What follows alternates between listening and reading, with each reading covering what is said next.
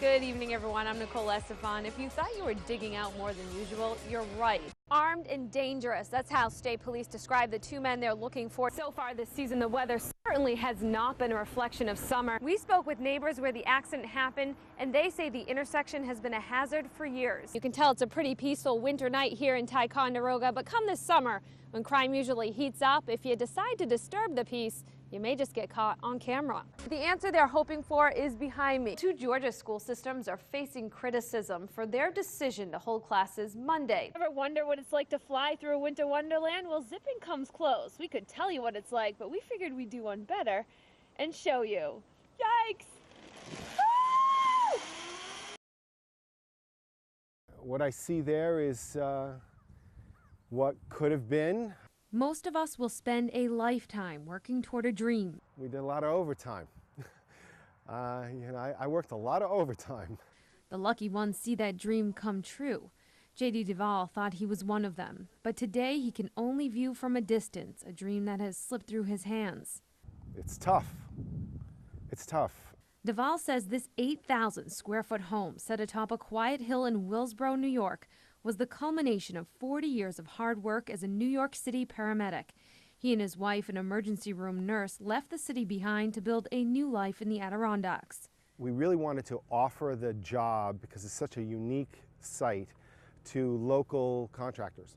Duvall hired Gary Doty with Brandywine Builders and began constructing their home. In their excitement, Duvall says he made one detrimental mistake. We were a little naive. We sort of just handed over a lot of money. $635,000. When the work output didn't match the money output, the Duvalls got nervous, and for good reason. The contractor soon filed for bankruptcy, accused of taking hundreds of thousands of dollars of the Duvalls' money to pay his own debts. J.D. no longer sees his dream on this hill, but he remains positive. I now see someone else enjoying it, and that sort of takes the sting out of it a little bit. Country, we expect anything and everything.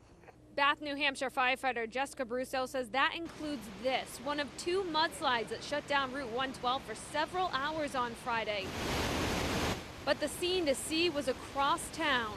I was just amazed by how much water there was. The Ammonoosuc River raging, water 7 feet above flood stage, shutting down this covered bridge and access to Samantha French's home. I've never seen it this big before. I've never seen it rage this fast. Charles Diamond has worked on the river for 36 years. He says he has seen it this high, but even he admits it may very well be heading toward a record. Diamond, who works as a hydro engineer, says he expects the river will peak Saturday morning.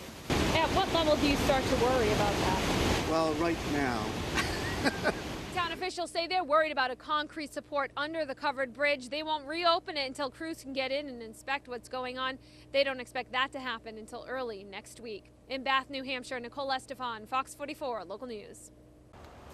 Step inside Laughing Moon Chocolates in Stowe this time of year, and you'll witness some holiday magic. We'll be moving around quite a bit, so everybody will get a chance to see what we're doing. Lee Williams, the owner, knows a thing or two about candy canes. She's been making her homemade version for more than 13 years and sharing the process with you. Really sharing the season with people and bringing people out to see something that really is quite magical. So what is the magic? Where does the candy cane come from? It's as simple as cooking sugar. Williams is a bit modest with her simplistic outlook. It actually takes a lot to go from sugar to this. A mixture of corn syrup, sugar, and water is heated up to 300 degrees. And then they add the flavor. On this particular day, it's peppermint. Now comes the tough part. The mixture is poured onto a cookie sheet, some set aside, of course, because what would a candy cane be without that colorful stripe? So that we have a nice dark red stripe. No doubt about it, this is a sticky process. The idea is to cool the mixture to a chilly 200 degrees. See how it's getting a little bit hard around the edges?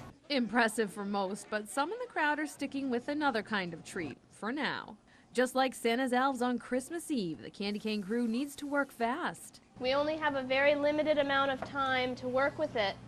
If the mixture hardens, it can't be melted again.